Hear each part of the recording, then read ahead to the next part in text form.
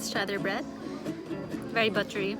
Finally made it to the business lounge. One of the things I absolutely love doing in airports is I really love the bread. See, we have the option of espresso, black coffee, cappuccino, white coffee. I got to Heathrow Airport at around 4:30 in the afternoon. I rented a taxi from Holiday Inn at Southampton. That taxi was about £100 in Philippine peso. That's about 10,000 pesos, which was a bit pricey, but the service was great. As you can see now, the board here, there's hardly any flights with Qatar Airways. It's actually very nice because if you don't have battery on your phone or your laptops or your gadgets, they have a charging device over there, and you can also sit around and be comfortable while charging your gadgets. So I'm just about to enter immigration behind me, and unfortunately I will have to throw these bottles. Getting through the ticket counter of Qatar Airways, I actually thought the requirements would be much more complicated. When I flew last time, they required so many papers to be filled up, but this time it was actually rather simple. I had to fill up the One Health Pass, which is done, which I did yesterday. You have to show your vaccine proof. So ideally you have 2 vaccines. In my case, I got the booster, and of course you have to present your passport. Other than that, you're okay for now. And we've made it to the other side. This is what Terminal 5 looks like at the Heathrow Airport. This is after you've passed the security, and boy was I surprised. Apparently there's so much more to do here. There are tons of shops, although I don't go shopping that much. There are so many restaurants. I was just pretty surprised that despite the COVID, there's still a lot of travelers. But I did hear that these travelers are actually traveling for business or as students looking to enter universities. Right now, I'm just trying to locate where the lounge is for business class, and apparently a lot of the lounges are closed because of COVID, so they will direct you all to one consolidated lounge, which will be located at the British Airways.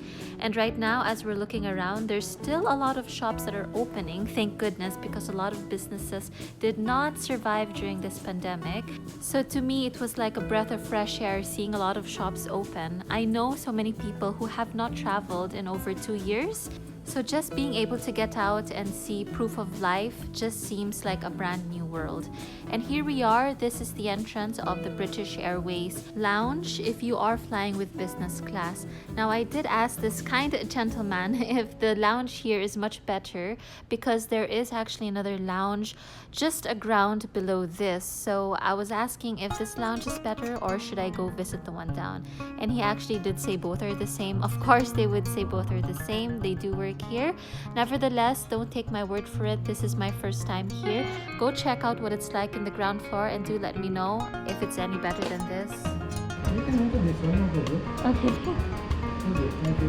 Thank you very much.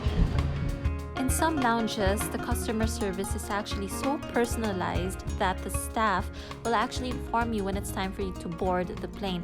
However, here you do have to keep an eye all the time at the screens because you just don't want to miss your flight.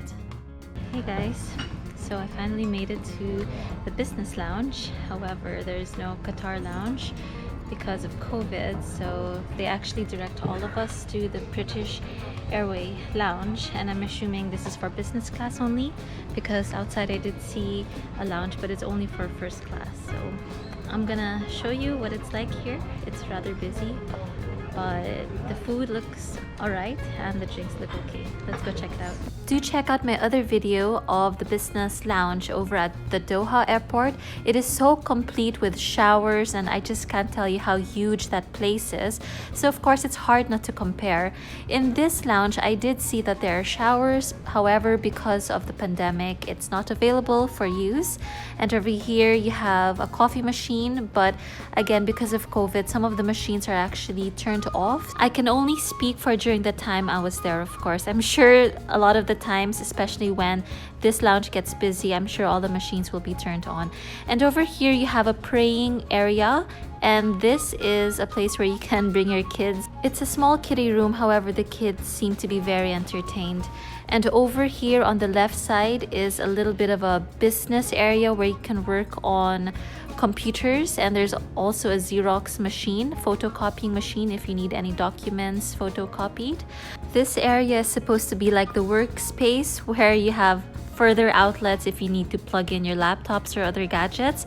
I did circle the other part of this lounge, and I would say this is the best place if you need to charge particularly a USB port. And if we continue to go around the lounge straight ahead, you'll be able to get yourself some cocktails, drinks, and non-alcoholic beverages. Over here, there's some biscuits or snacks to go with your tea or coffee.